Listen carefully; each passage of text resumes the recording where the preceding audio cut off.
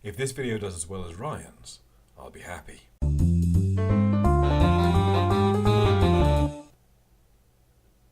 Welcome one and all to my review of episode 1 of series 11 of Doctor Who, with Jodie Whittaker taking the role of the 13th Doctor.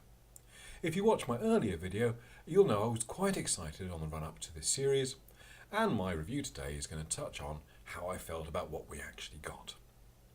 I'm also going to talk spoilers pretty much freely, so if you haven't seen the episode yet, go watch it and come back. So, Jodie Whittaker as the 13th Doctor, what did I think? I'm happy. With every new Doctor episode, with every post-regeneration story, there is a bit of an embedding of the character to go through. Even if the story was filmed out of order. I know that 11th Hour, for example, was filmed after the Time of Angels. So we get echoes of the past and pointers towards the future. And what we got from Jodie was a lot of energy, a lot of humour, a lot of wit, and not actually very much, oh, I'm a woman now, which I think all of that is good.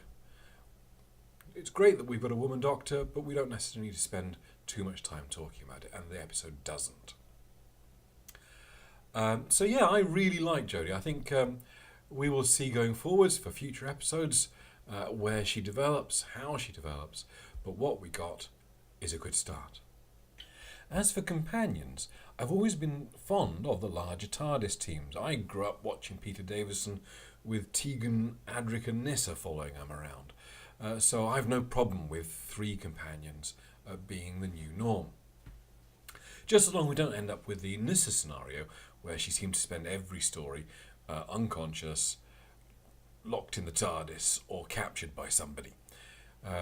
We don't want the new Nyssa to be Yaz, for example. That said, the 3 companions we got, I really like them. I think there's something for everybody to connect to. As a slightly older, grey-haired old man, perhaps I connected most to Graham, which is something of a surprise. I wasn't really expecting to like Bradley Walsh as a companion, but he played it fairly light touch, a bit of humour, a bit of soap opera, but nothing terribly offensive in there. I actually quite liked him. Ryan and Yaz, both fine additions to the TARDIS as well. I think of the 2, Yaz probably slightly more shortchanged, probably the Nyssa of this episode anyway, but that's fine as long as it doesn't become her thing. If we get a Yaz-centric episode, next episode, or the one after that, then that will be fine too. I think it's quite interesting actually, the way that the next story is keyed up, that Ryan and Graham have a connection, a familial connection at least, but Yaz is going to be the one a little bit left out on a strange, mysterious world. She is going to be the most adrift. Interesting, we don't see much of her family on Earth, or anything of her family on Earth, so we don't really know what she's leaving behind. At least with Ryan, we have an idea of what is missing. The villains of the piece both looked fantastic. Both the Collector Coil and Tim Czar, both of them looked great. I thought that the Collector Coil in particular was a fantastic effect. And Tim Czar was very intimidating in his armour, and when he took his faceplate off and all the teeth embedded in his skin was very, very cool in a kind of slightly disturbing way. In fact, the only thing that didn't really work about Tim Czar, visually anyway, was when we got the wider shots, and it really did look like a mask had been put on the front of a helmet, which presumably is actually what had happened. Otherwise, though, just on the subject of the visuals, I think this episode was astonishing. I think the new directorial style, the new film stock, the new aspect ratio, the new palette, it all combined to a very cinematic feel, very different look than we got in the last couple of seasons with Capaldi. In fact, my wife was saying that she felt that her biggest problem with this episode is it didn't feel like Doctor Who. And I think part of that is this episode is changing what Doctor Who looks like. And it'll take a couple of episodes maybe to get used to that change. It also did itself no favours, I think, leaving out the opening credits. I know exactly why they did it. Jodie was becoming the Doctor, wasn't ready for the theme tune yet. But I think it just made for a bit of a disconnect for this episode. Hopefully we'll get opening credits next time and it will all be fine again. So, all of the things that the programme had to get right this time, I feel it made a pretty good fistful. My problems for this episode really comes from plot and timing and structure. Now, none of these, before I enumerate all the problems I had with them, none of these are show killing for me. They are all little things which I just didn't quite work. So the plot is very, very slight, and that's fair. There's so much going on in this episode, we have to introduce all of these characters, that the plot was always going to be a little bit bare bones. Didn't really make a huge amount of sense. I guess he was cheating, that's why the Collector Call made his challenge almost too easy. But yeah, I quite like that he was cheating. I think that was quite a nice little feature. But nevertheless, as a challenge for the Censor to pick a new leader, coming and picking up some random crane operator seemed like a bit of an easy task. Timing was also a bit of a strangeness. You really do have to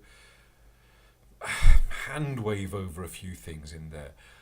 How long does it take the super fit alien warrior to climb the crane compared to the Doctor and the two companions who arrived minutes after he'd started up there? How long does it take the Doctor to make her new sonic screwdriver? I mean, sure, she can go super fast because she's the Doctor, but she had to melt all that steel, and it takes a finite amount of time for that steel to get to the point where you could pick it up and hold it. And yet, Ryan comes in and goes, "Oh, we found a video on the PC," and that feels like it took seconds. It feels like it took as long as the montage of crafting it took to make. The biggest disappointment for me from this episode, bizarrely, was that the woman who fell to Earth died. I'm pretty sure the title is supposed to be about Grace rather than the Doctor. And when we lost, I think, probably the most engaging character of the companions for this episode, I would quite merrily have put aside any of the three we're getting to have Grace on board. I think she would have been brilliant as a companion. As a final problem for the episode, I am reliably informed that it would have been impossible for Grace to get a phone signal on the train between Hathersage and Grindleford. I've never travelled that line as best of my knowledge, so I don't know, but that is apparently the case. Having enumerated some of my problems with the episode, I want to just end on a couple of moments that don't need any great explanation, which just made me laugh or just I really, really enjoyed. It is ridiculous that it got included, but the drunk guy throwing salad at Tim Sar was hilarious. I don't care who you are, that just tickled me.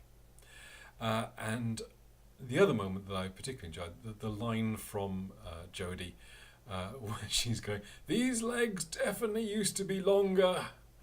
I quite enjoyed that as well. Again, adjusting to your regeneration, not a thing which we've ever really done. Other than sort of new teeth, that's weird, or I don't like the colour of my kidneys. Interesting that they would address such a thing. I quite like that. So, there we go. That is my take on this episode, The Woman Who Fell to Earth, and I am totally keyed up, ready for the next episode already. The cliffhanger, I mean, it's a bit of a non-starter, really. We obviously know they're not going to asphyxiate in space, but nevertheless, nice to see it's in there.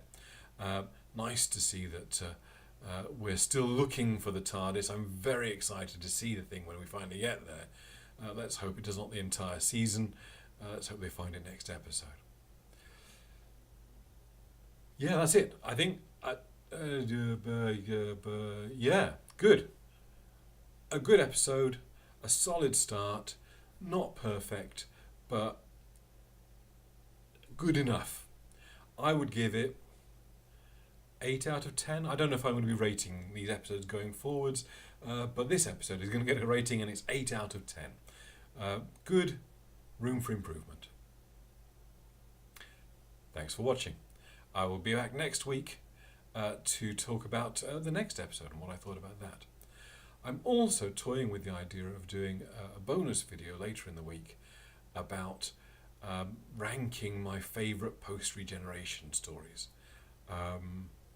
Yeah, might do that. YouTube things, there's buttons down there. Subscribe if you feel the urge. Like this video if you like. Tell people about it if you want to. As I say, if it gets 19 views like Ryan got, that would be amazing. Even, if more than 10 of them were me. But it's gone to pot at the end. Thank you for watching. Hope you enjoyed that. I will be back next week with another review for Doctor Who. Cheers.